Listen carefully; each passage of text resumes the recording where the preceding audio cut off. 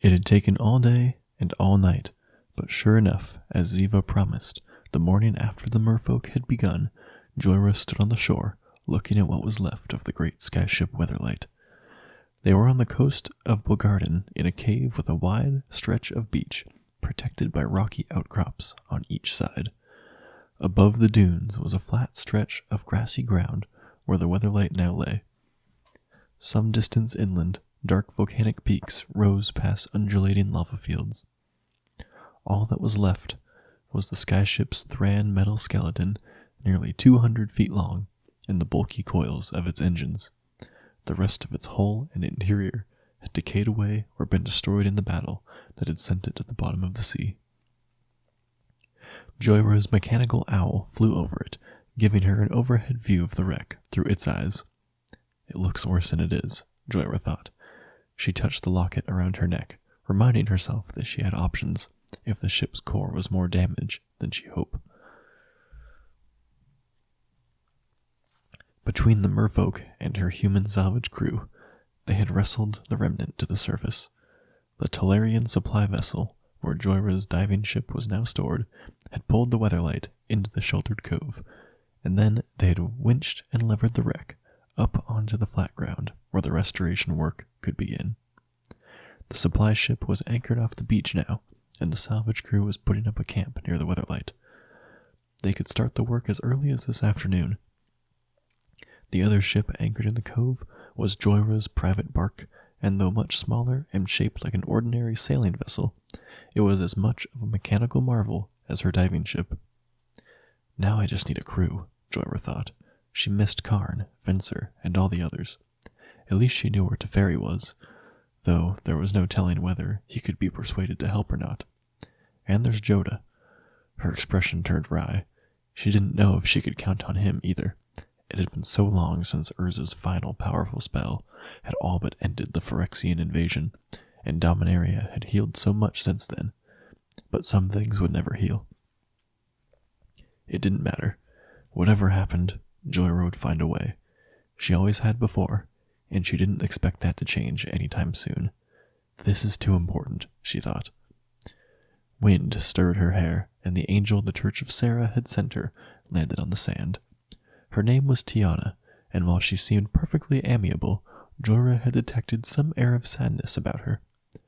But glancing at her now, Tiana looked more animated. In fact, she looked positively incandescent. Literally incandescent. Curious, Joyra asked her, "Do you mean to be glowing like that? Is something wrong?" Her expression rapt. Tiana didn't seem to hear the question. "The shape," she gestured toward the Weatherlight's bare spine. "It's Gerard's blade in the portraits." She shook her head. "Of course. I don't know why I didn't realize that before." Studying her, Joyra pointed out, "You're not only glowing, you're smiling." Tiana dropped her gaze, suddenly self-conscious. "Sorry about the glowing. And you've seen me smile before." "Not like that. Not like someone who had lived in the dark, seeing the sun for the first time. There was gravity to that smile, as if it could pull in everyone around it like a temporal anomaly." Joyra's eyes narrowed in concern. "And now you're crying." Tiana rubbed at her face with her white sleeve. "No, it's not. I'm not. But there's a lot of sand in the air today. I'm surprised everyone isn't crying." It had rained earlier, and the sand was still damp, and the breeze had nothing in it but the salty scent of the ocean. Joyra reached out and gently lifted Tiana's chin. She asked softly, "Why are you crying?" "I really don't know." Tiana took a deep breath and stepped back, wiping at her face. "Seems to be going away now, whatever it is." Joyra wasn't so sure. She looked from Tiana to the skeletal bulk of metal rising above them. This couldn't be coincidence. When Tiana had arrived before the salvage started, she had explained that she was a guardian angel, but with nothing in particular to guard, so she was available for the church's long-distance errands. Now, Tiana seemed to be trying to avoid looking at the skyship, like a shy lover trying not to reveal the object of her devotion. Tiana had to be reacting to the Weatherlight, Joyra thought. Barely anything but her bones left. The old girl still has it in her. Come on, she said. Let's take a look at the Power Stone. Hadi and the other salvagers joined Joyra and Tiana in the Thran skeleton that was all that remained of the Weatherlight's hull. Hadi was the only Tolarian artificer, but the others were skilled artisans and scholars, mostly from Dominaria and Jamura. Tien, their chief metalworker, stood beside Hadi, and she held the second most important component to this enterprise, a new hull seed Joyra had obtained from the tree elemental Molimo. It would regrow the Weatherlight's hull once the artisans finished cleaning the Thran metal supports, but they still had to get the engines and other mechanical systems working. Some were magical, some not, and from the look of them, all would need a lot of work. But the first most important component sat nestled in its metal cradle in the depths of the engine. It was the Power Stone. Well, it's still here, Hadi said dubiously. That's a good sign, Tien added, standing on tiptoe to see the teardrop-shaped crystal. Isn't it? Joyra wasn't so sure. The Power Stone seemed inert. It had been created by Urza, who had collapsed Sarah's realm into the stone, which was the reason Tiana had been sent here. The stone was a sacred object for the church, so they had wanted an angel present to oversee its reclamation and to return it if it no longer functioned. Joyra had a backup plan if the stone had been destroyed or drained, but it was something she would rather hold in reserve. Joyra had faith in the old stone. Maybe it just needed a little prodding. What do you think? She asked Tiana. Tiana leaned forward to study it and frowned thoughtfully. It's intact. The connections in the cradle look good. The motivator's still attached. That's surprising, after what it's been through. Hadi and Tien glanced at her in surprise. Tien said, I didn't think angels studied mechanics. We don't, Tiana said hastily, stepping back from the cradle as if it had burst into flame. I don't really know anything about it. Don't you? Joyra lifted her brows. This was the second time Tiana had reacted to the Weatherlight like it was a long-lost friend. Tiana looked uncertain. I don't think so. I've never known anything about mechanics before, but it just seems obvious now. Hadi and Tien watched her with interest. Joyra said, This is Sarah's stone. Perhaps it'll respond to you. Tiana eased forward again, more self-conscious than reluctant. I'll try. She examined the stone for a moment more, then pressed her hands together and lowered her head. Joyra watched her, aware everyone gathered around had stopped breathing. For a long moment, nothing seemed to happen. Then an inner light suffused Tiana's features. Joyra felt the shift in the Power Stone, the moment when it came to life again, like some powerful entity had appeared in their midst. As the stone started to glow, the others gasped and cheered. Tiana stepped back, eyes wide. Clearly, she hadn't been expecting a success. As the others celebrated, Joyra drew Tiana aside, under the shadow of the skyship's arching girders. Forgive me, I don't think I've been an angel like you before. You mean an angel who lacks confidence in her angelness? Tiana's expression was wry. It's a long story.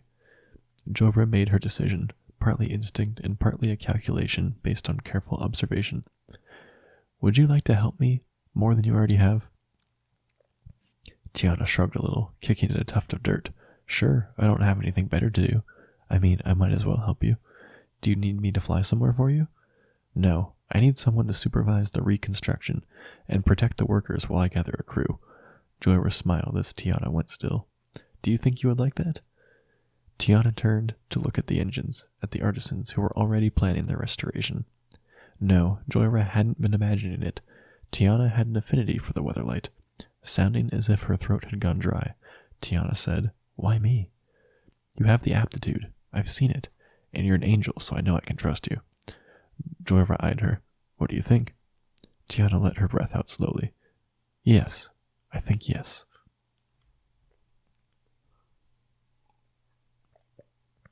Gathering her crew would be a long journey, but Joyra had planned and prepared for it, just the way she had for the Weatherlight's recovery.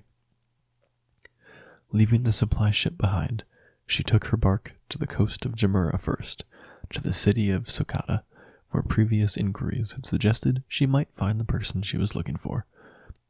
Some searching took her to the giant market of the city, where multi-storied buildings of white stone with broad terraces formed a man-made canyon of warehouses, shops, offices for cargo factors, and the inns and hostels needed to house, feed, and entertain the crowds who came to do business there. Tall palm trees and flowering shrubs grew in large pots, and fountains decorated every plaza. Mechanical parrots and monkeys, similar to Joyra's owl, guarded the goods of the open-air shops. There were people here from all over Dominaria, but the locals mostly had the brown skin and dark hair of northeastern Jamura, or the much darker coloring that marked Femrith and the descendants of the lost Zalfir. It was a hot afternoon, and many of the merchants, their customers, and the others working in the market had stopped to have tea, honey figs, and dates under the awnings outside the various tea houses and wine bars. Joyra was considering that herself if she couldn't run down her quarry in the next hour. She climbed the stairs to a plaza. Water rushed down a series of fountains and falls built into the walls of a large complex of cargo offices and warehouses. People were seated under a shop's awnings and going in and out of the big arched doorways on the two terraces above this one. Jorah paused, trying to decide which level to search first, when sudden screams rang out from above. Everyone in the plaza and the shops around it turned to look or froze in shock. Joyra saw people running from a large archway 2 levels above and sprinted for the stairs. She reached the upper terrace in time to catch an old man who almost tumbled over the edge in his haste to get away. "What happened?" she asked as she steadied him. "The Cabal," he gasped. "A Cabal spy in the treasury of the Saren Mercantile." She set him aside and ran for the archway. Just inside, in a large open court of a cargo warehouse, 2 Jamurans lay sprawled on the paving. From the alarmed yelling and the direction the others in the court were running, the fight was happening up on the roof of the warehouse. Joyra touched the mechanical owl perched on her shoulder and whispered, "Be my eyes." It chirped and shot straight up in the air to circle above the warehouse. Joyra split her attention between the court and her familiar's view. There was a terrace atop the warehouse roof, overlooked by a taller building with balconies. On the flat stone plane of the terrace, one woman with a sword fought 6 men wearing the concealed robes of desert nomads. Around them, dark magic with a demonic taint hung in the air like a fog. The swordswoman had dark skin and dark hair in a crown of braids, and was dressed in metal and leather armor. The woman's blade knocked aside a spear thrust, and she used her momentum to twist in and take a chunk out of her opponent's neck. As he collapsed, she shouted to the others, "Are you done?" A man howled in fury, his hood falling back to reveal pale skin and a shaved head marked with livid scars. A Cabal cleric, Joyra thought. He was using dementia magic, creating phantasms that were causing everyone else in range to run for their lives, but it clearly wasn't affecting the woman. She dispatched another cultist with a thrust to the chest, and the cleric flung a death spell at her that manifested as a black orb. It struck her chest, but the woman ignored it. The owl's gaze focused in, and as the cleric cast another death burst, Joyra spotted the faint gold light that shone around the woman as the spell struck her. Not a shield, she thought, starting to smile. It was an immunity to magic, and she'd seen it before. Joyra had found her quarry. She called her owl back and started for the stairway. She arrived on the terrace in time to watch the woman plunge her sword into the last cultist's chest. As she was wiping the blade on his robe, several city guardsmen ran out of the nearest archway. "Shauna Sisse," one called out to her. "What happened here?" "What does it look like?" the woman, Shauna, called back. "Cabal agents, trying to get the merchants' route maps so the Cabal can attack their ships and caravans. People forget they started out as common thieves in Otaria," she added as Joyra approached her. "They do forget," Joyra agreed. "The demon Belzenlock wants to rewrite the history of the world, with himself as the force behind every act of darkness, all the way back to the fall of the primeval dragons 20,000 years ago." Shanna sheathed her sword. "You know your history." Joyra did know her history, having caused a great deal of it herself. "And you're immune to magic. The cleric's dementia spellcasting had no effect on you." Shauna shrugged, watching her thoughtfully. "It's a family trait." "I know. I knew your ancestor, Captain Zisse. I see you carry her sword." Shauna went still, staring at her. All the sound and movement of the guardsmen and the growing crowd of spectators from the archways and balconies suddenly seemed far away. It was only her and Joyra in this moment, a meeting that would be chronicled in the true history of this age. Shauna asked softly, "Who are you?" She smiled. I'm Joyra. I came here to find you. They retreated to a wine bar on a lower level and sat on the carpets under one of the awnings. The activity in the streets and plazas slowly returned to normal around them. Shauna asked, How did you find me? I've kept track of your family, and one of your cousins told me you were here in this city, following rumors of Cabal spies. Joyra sipped her wine. They said they miss you. Shauna set her cup aside. I miss them, but all my life I've heard about my ancestors and tales of lost Zhalfir. I got tired of living under the shadows of the past. I decided to make use of my inheritance. She smiled. I have so many questions. If Shauna agreed, they would have plenty of time to discuss the past. Joyra said, And I have answers, but hear my question first. Would you consider serving on the Weatherlight? Shauna laughed. If it still existed, I'd consider it. Then as she took in Joyra's expression, her face turned sober. I'd consider it an honor to follow in the footsteps of my ancestor, to serve as she served, if the Weatherlight existed. Joyra raised her cup. Then I would consider it an honor to have you on my crew.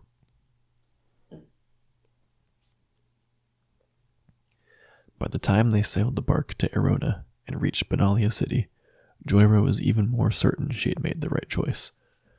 Shauna wasn't Sisay reborn, but she was enough like her that at times it was almost painful for Joyra. They spent long nights on the deck under the stars, talking, and it brought back buried memories. Joyra was glad to have Shauna with her, but it made her miss Sisay all the more. She was expecting the same success with Danitha Capuchin, who was distantly related to Captain Gerard, but Danitha's answer was short and final. No, she said. They were sitting in the garden of the Capuchin townhouse, and it was late morning on a fine warm day. Birds sang in the trees, and the gray stone walls sheltered the garden from the bustle of the city. No, Joyra repeated. She glanced at Shauna, who had lifted her brows in startled dismay. She turned back to Danitha, whose expression was as calm and unaffected as if they were discussing their preferences for lunch. Do you think I'm lying about who I am? No, I know you're Joyra, Danitha said, still calm. She nodded to Shanna. And you're so much like the portraits I've seen of the original Captain Sisay, I couldn't possibly deny who you are. Danitha didn't resemble Gerard, except in her warrior bearing. Her hair was pulled back, the sides shaved to better fit under a helmet, and her face was tanned and weathered. Joyra had known she was a knight of Benalia, but she had thought Danitha would want to follow in the steps of her famous predecessor. Then why? Shanna asked. She gestured to the big stone house. Danitha had come in from the stables to meet them, and her sword and shield rested just inside the double doors that were open to the main hall. Obviously, you're not afraid of a fight. I'm a knight of Benalia, Danitha told her. I'm sworn to defend this land. Joyra had depended on having relatives of the two most famous Weatherlight captains aboard. It had felt like the best way to begin the new voyages, and after meeting Shanna, she was certain she was right. She needed a Capuchin. The Weatherlight has always been at the center of the battle, and it's time to use it to fight the Cabal, to break their hold on Dominaria. Serving with us can only help Benalia. In the long run, Danitha agreed, still without heat. She spoke as someone absolutely certain of her own mind, which just made Joyra want her on the crew even more. The Cabal is attacking outlying towns and villages all around us. If I went with you, we might be fighting the Cabal halfway across the world. I want to fight them here, in my home. I understand. Joyra leaned back against her chair and let her breath out in resignation. I can't argue with that, she thought. She looked at Shanna, who made a little gesture of defeat. Danitha nodded and pushed to her feet. I need to return to my command. Stay here as long as you wish. You're both always welcome. As Danitha walked into the house, Shanna said, Well, what next? Is there anyone else you had in mind? No, Joyra wanted to slap the table in frustration, but didn't. Danitha had every right to refuse. She was the only other I hoped to. A young man lurched out of the house, stared at them, wide-eyed, and hurried over to the table. He gasped, What about me? Joyra was already on her feet, Shanna beside her, but she realized it was unlikely they were about to be attacked. He was a young man with unruly brown hair, who bore a strong resemblance to Danitha. What about you? Shanna demanded. He explained, I'm a Capuchin. I'm Raph. I heard everything. I want to go in my sister's place. Joyra folded her arms. This she hadn't expected. Do you? Shanna studied him, frowning. How old are you? He drew himself up. I'm old enough to be a trained mage. I passed every exam years early and astonished my teachers with my abilities. So they're training mages at 12 now? Shauna asked skeptically. Or 13? Raph lifted his chin. Joda of Dominaria himself said I was one of the most accomplished students he had ever seen. Up to this point, Joyra had been a little amused, but here she drew the line. Joda did not say that. Raph tried to brazen it out, but a line of worry appeared between his brows. Oh, do you know Joda? Yes, Joyra folded her arms, from before the Phyrexian invasion. Oh, my sister said you were that Joyra, but Raph visibly deflated. All right, Joda didn't say that, but I'm still an incredibly accomplished mage. Joyra shook her head and turned away, but as she and Shauna moved toward the house, Joyra sensed magic. Raph was lucky she realized it was an illusion, not an attack. The garden had vanished, and she and Shauna were suddenly standing high in the air, drifts of clouds around them. In the distance, the original version of the weatherlight angled across the sky. The lines of its mast and hull weren't quite accurate, but it was a credible effort. Remembering Shauna's ability, she asked, Can you see this? I can tell it's there, but I can see the house and the garden through it. Shauna gave Raph a thoughtful glance. So, is he any good? Joyra sighed and made herself evaluate Raph's skill more objectively. He's not bad. She turned to Raph. You've been very annoying today. The illusion vanished with a gesture. Raph said earnestly, I won't be annoying anymore. I'll be helpful. And I'm sorry for lying. I just really want to go with you. Frowning, Joyra considered him. The problem was, Danitha obviously had no intention of changing her mind, which left Raph as the only option. Give us a moment, she said, and stepped aside with Shanna. They moved away, under the willow tree close to the terrace. What do you think? She asked, keeping her voice low. Shauna said honestly, I think I have scars older than that child. True, Joyra admitted, but would you object to serving with him? Shauna gave it a serious consideration, her brow furrowed. No, he's eager enough, and his heart is certainly in it, and he seems to have the skills. This will be dangerous, and I'm not sure he understands that. Jorah wasn't sure any of them understood what they were up against. She had lived so long and seen so much, it was hard for her to imagine that someone as young as Raph would have any concept of his own mortality. But having a Capuchin on the crew felt right. It felt necessary. There is no safety while the Cabal exists. He could just as well die here fighting them. That's true. Shauna shrugged a little. I'm happy to serve with him, if you think he'll be useful.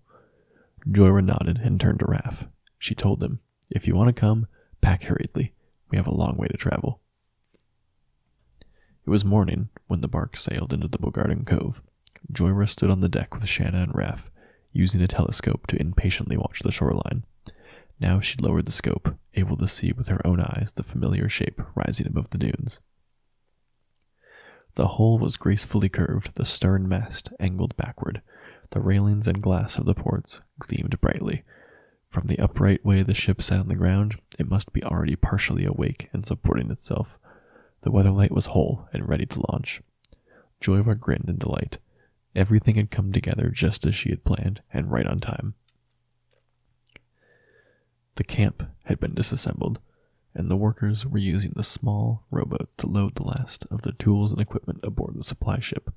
They waved and cheered as the bark approached the shore. Shauna reached over and caught Joyra in a one-armed hug. I can't believe it. Raph tried not to bounce with excitement. There's an angel. Is that Tiana? Why does she have a vampire with her? Joyra and Shauna turned to stare at the figures waiting on the beach. A what? Joyra said, baffled. Her plan hadn't included that.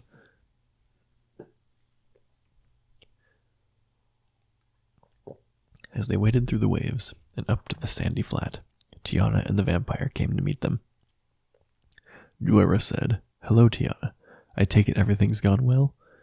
She nodded to the vampire, who was clearly a vampire, except he was dressed as a knight of Benalia, and no one seemed to be wary of him. Is there anything you'd like to tell me? Tiana tucked her wings in and scratched her head. Well, yes, this is Arvad. Arvad dropped to his knees and offered Joyra the pommel of his sword. I swear to serve at your side, Captain Jorah. He seemed perfectly sincere. Jorah's brows drew together. I see. She looked at Tiana. Tiana said, It's a long story. I'm not sure we have time for it now. Jorah pulled her timepiece out of her vest. I'm expecting with a rush of wind and golden light, Johnny Goldmane appeared on the shore. He gazed up at the weatherlight with a satisfied expression. A friend to arrive. Jorah smiled. Now we are ready.